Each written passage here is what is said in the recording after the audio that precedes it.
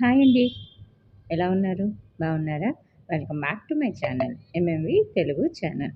ఈరోజు మనం చెప్పుకునే కథ పేరు 'బాగా చూసుకో'. రాసిన వారు దుగ్గరాజు శ్రీనివాసరావు గారు. నన్ను బాగా చూసుకుంటావుగా అని శోభనం గదిలో రమ్య మాట్లాడిన తొలి మాట శ్యామ్ సుందర్కి షాక్ ఇచ్చింది. శోభనం మంచం మీద ఆ చివర రమ్య, ఈ చివర శ్యామ్.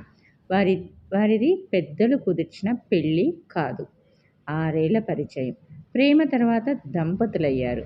అంతగా పరిచయం ఉన్న తన మీద రమ్యకి సందేహం ఏమిటి అనేది ఒక ప్రశ్న అయితే, ఈ క్షణంలో రమ్య వేసిన ఆ ప్రశ్న ఊహ తెలిసినప్పటి నుండి వెతుకుతున్నది కావడం అతని షాక్కి మరో కారణం.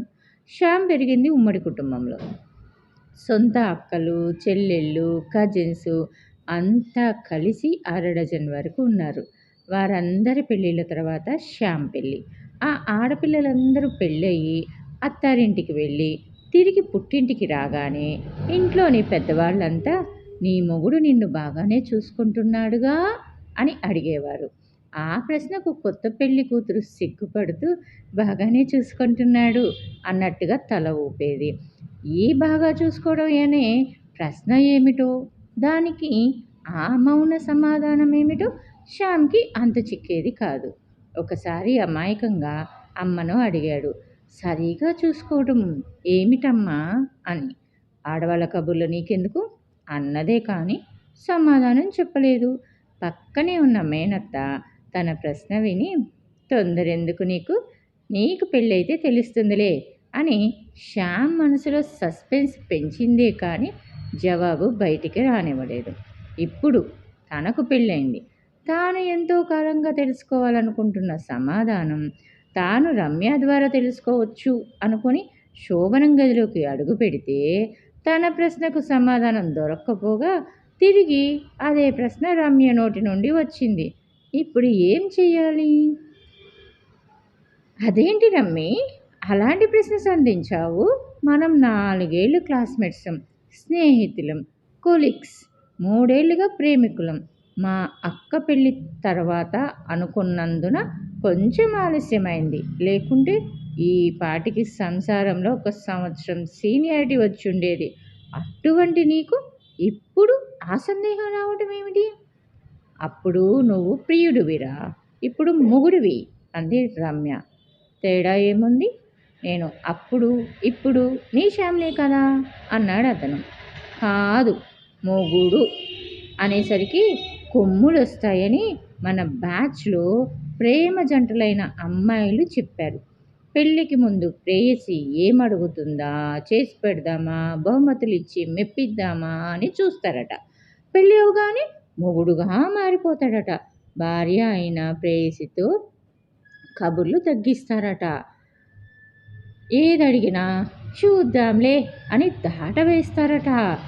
రమ్మి చెప్పినవన్నీ విన్న తర్వాత అది ఆమె సొంత ఆలోచన కాదని, పెళ్ళికి 2 రోజులు ముందే వచ్చిన తమ ఫ్రెండ్స్లో అమ్మాయిలు ఎక్కించిన విషయమని శ్యామ్కి అర్థమైంది. ప్రేమికులుగా ఉండగా చిరు స్పర్శలతో మత్తెక్కిస్తారు, చిలిపి పనులతో రెచ్చగొడతారు, గంటలు గంటలు కబుర్లు చెప్పి మనతోటిదే లోకం అని నమ్మిస్తారు, షికార్లు, సినిమాలు అంటూ తెగ తిప్పుతారు. పెళ్ళి తర్వాత అవేవి ఉండవే రమ్య అని తన ఫ్రెండ్స్ చెప్పిన మాటలు రమ్య చెవిలో గింగిర్లాడుతూ ఉన్నాయి. అది కాదు రమ్మి, మన పరిచయంలో, ప్రేమలో ఎప్పుడన్నా నిన్ను తక్కువ చేశానా? ఒక్కసారైనా నిన్ను తాకే ప్రయత్నం చేశానా? చిలిపి పనులు, ముద్దు పెట్టుకునే ప్రయత్నం చేశానా? అన్నీ పెళ్ళి తర్వాతేనని బుద్ధివంతుల్లా ప్రవర్తించా కదా.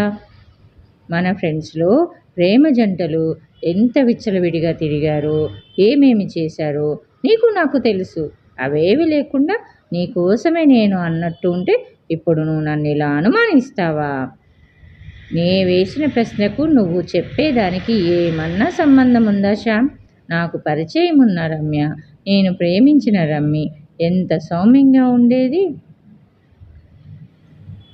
నువ్వు ఉంటే నాకేది వద్దు, నువ్వు ఎక్కడికి తీసుకెళ్ళినా వస్తా అనేది. అటువంటి రమ్మి నేడు తొలి రాత్రే ప్రశ్నల మీద ప్రశ్నలు వేస్తుంది. పెత్తనం చెలాయించాలనుకుంటుందా అనే సందేహం మనసులో కలిగింది శ్యామ్కి. శోభనం గదిలోకి వచ్చి గంట అవుతున్నది. మాటలన్నీ సరిగ్గా చూసుకోవడం చుట్టే తిరుగుతున్నాయి. దీన్ని ఎలా మార్చాలో అర్థం కావటం లేదు శ్యామ్కి. రమ్య మాత్రం తన మూడ్లోనే ఉంది. ఇలాగే ఈ రాత్రి గడిచిపోతుందా అనే బెంగ శ్యామ్ది. తొలి రాత్రి భార్యాభర్తలు ఇరువురు ఒకరి గురించి మరొకరు తెలుసుకోవడం చెయ్యాలని, లైంగిక కలయికకు తొందర పడకూడదని అనుభవజ్ఞులు చెప్పగా విన్నాడు శ్యామ్. కానీ రమ్యకి తన గురించి తెలియని విషయాలు లేవు. తనకి రమ్య గురించి అన్నీ తెలుసు. అలా తెలిసిన తర్వాతే కదా రమ్య కాస్త నా రమ్మిగా మారింది అనుకున్నాడు శ్యామ్. తమ 6 ఏళ్ల పరిచయంలో కలిసి తిరిగినవి, మాట్లాడుకున్నవి అన్నీ గుర్తు చేసుకున్నాడు. అసలు ఒక్కసారి కూడా రమ్య మనసు నొచ్చుకునేలా చేసిందే లేదు. ఆమె ఏం కోరుకుంటే అదే చేశాడు. ప్రతి అంశంలో తాను చూపిస్తున్న ప్రేమను చూసిన స్నేహితులు, హరే నువ్వు భార్య విధేయుడిగా అవుతావు, పెళ్ళాం చేతిలో కీలుబొమ్మ అవుతావు అని ఆట పట్టించటమో తెలుసు. రమ్య సేవక్ అని తనకు పేరు పెట్టడం గుర్తుంది. ఇంత ఇదిగా ఉన్న నన్ను బాగా చూసుకుంటావుగా అంటుందేంటి? అసలు బాగా చూసుకోవడం అంటే ఏమిటి? తనకు ఎలాగో తెలియదు. సరే, రమ్య కోరుకుంటున్న బాగా చూసుకోవడం ఏమిటో తననే అడిగితే పోలేదా అనుకుని, రమ్య ఒకటి చెప్పు, బాగా చూసుకోవడం అంటే ఏమిటి అని అడిగాడు. బాగా చూసుకోవడం అంటే అంటే బాగా చూసుకోవడమే అంది రమ్య తడుముకుంటూ. అంటే నీకు తెలియదన్నమాట ఉత్సాహంగా అడిగాడు శ్యామ్. దొరికిపోయాను అన్నట్టుగా నవ్వి, నిజంగా తనకు తెలియదని ఫ్రెండ్స్ బాగా ఎక్కించిన మూడులో అలా మాట్లాడానని అంగీకరించింది రమ్య. అప్పటికి ఇద్దరి మనసుల్లో సందేహం తీరిపోయింది. ఒకరినొకరు దూరం నుండి చూసుకుంటూ అర్థం లేని విషయం మీద సమయం వృధా చేసుకున్నామా అనిపించిందేమో. రమ్య హఠాత్తుగా తాను కూర్చున్న దగ్గర నుండి లేవబోయింది. చీర కట్టుకోవడం అలవాటు అంతగా లేని రమ్య కాలికి కుచ్చిళ్ళు అడ్డుపడాయి. తూలి పడబోయింది. శ్యామ్ వెంటనే లేచి రమ్యను పడకుండా పట్టుకున్నాడు. ఒక చెయ్యి రమ్య నడుము మీద పడింది. రెండో చెయ్యి భుజం మీద పెట్టి రమ్యను ఆపగలిగాడు. రమ్య శరీరం జల్లుమంది. మనసు పులకరించింది. ఏమిటి ఈ మగస్పర్శ ఇంత మధురంగా ఉంటుందా అనుకున్నది రమ్య మనసు. ఒక్క క్షణం కూడా ఆ స్పర్శను వదులుకోవాలని లేదు. తానున్న భంగిమను సరిదిద్దుకోవాలన్న ఆలోచనే కలగడం లేదు. ఆమె నడుము మీద పట్టుపట్టిన శ్యామ్ చెయ్యి మీద తన చెయ్యి వేసింది. అతని వేళ్ళు తన నడుము ముడతల మీద ఆడుతుంటే శరీరం మెలికలు తిరుగుతుంది. తనకు తెలియకుండానే తన భుజం మీదున్న అతని చేతిని పట్టుకొని, అవి అక్కడ కాదురా ఉండాల్సింది అంటూ మరెక్కడికో మళ్లించింది. అవి ఎక్కడ ఆడాలో, ఎక్కడ తాకాలో రమ్య చూపించిన తర్వాత శ్యామ్ వేగం పెంచాడు. కొంచెం తల ఎత్తి శ్యామ్ వైపు చూసింది. అతని చూపులు 6 ఏళ్లుగా చూస్తున్నవే. అయినా ఆ క్షణంలో కొత్తగా ఉన్నాయి. ఆ కళ్ళల్లో కళ్ళు పెట్టలేక తల వంచుకుంది. ఏమిటి ఎన్నడూ లేనిది శ్యామ్ని చూస్తే సిగ్గేస్తుంది అనుకుంది రమ్య. శ్యామ్ కొంచెం వంగి, రమ్మీ ఐ లవ్ యూ అన్నాడు ఆమె చెవిలో. ఆ మాటలు పలుమార్లు విన్నదే. అయినా కొత్తగా మత్తుగా ఉండి మళ్ళీ మళ్ళీ వినాలనిపిస్తుంది. అంత ప్రేమించేవాడు ఇక్కడితో ఆగిపోకూడదు అంటూ రెచ్చగొట్టింది రమ్య. 2 చేతులతో లేపి ఎత్తుకున్నాడు శ్యామ్. అతని మెడ చుట్టూ చేతులు చుట్టింది. ముందు నిలువుటద్దంలో చూపించాడు. ఆ తర్వాత మంచం మీదకు చేర్చాడు. నువ్వు ఏం చేయాలనుకుంటే అది చెయ్యి. నాది అయినది ఏదీ లేదు నాలో ఈ క్షణంలో అంటూ హమ్ చేసింది ప్రేమించిన రమ్మి. తొలి రాత్రి మాటలతో ఇస్తున్న ప్రోత్సాహం శ్యామ్ ఎందుకు ఊరుకుంటాడు? ఎన్నో సంవత్సరాలుగా దాచుకున్న తన శక్తినంతా ప్రదర్శించాడు. వారిది ఒక యుద్ధంలా సాగింది. అది భయం లేని యుద్ధం, ప్రేమికుల యుద్ధం, ఇద్దరు విజేతలుగా నిలవగలిగిన యుద్ధం, ఒకరికొకరు లొంగిపోవడానికి ఇష్టపడే యుద్ధం. వారి లైంగిక పోరాటం అలా అర్ధరాత్రి దాటిన సాగుతున్నది. బాక్సింగ్లో సాగినట్టుగా ఒక రౌండ్ తర్వాత మరొక రౌండ్, ప్రతి రౌండ్లో పర్ఫెక్ట్ 10. ఎవరూ తక్కువ తినని ఆ యుద్ధం ముగిసే నాటికి రమ్య కళ్ళల్లో సిగ్గు స్థానంలో తృప్తి. అప్పుడు సిగ్గుతో కళ్ళు మూసుకుంటే ఇప్పుడు ఆ అనుభవ తృప్తి నుండి కళ్ళు తెరవాలనిపించటం లేదు. పక్కనే పడుకున్న శ్యామ్ చేతులు తన నడుము మీదకి మళ్ళీ చేరటం తెలుస్తూనే ఉంది. చెవి దగ్గర రమ్మి మరో రౌండ్ అంటున్నాడు శ్యామ్. నీ సిద్ధమే అంటున్నది రమ్య శరీర స్పందన. ఎప్పుడు ముగించి అలసి పడుకున్నారో ఇద్దరికీ తెలియదు. వేకువజామున మెలకువ వచ్చిన శ్యామ్కి రమ్య పెదవులు కదులుతూ ఏదో చెప్పాలనుకోవటం కనిపించింది. నోటి దగ్గరగా చెవి పెట్టి వినే ప్రయత్నం చేశాడు.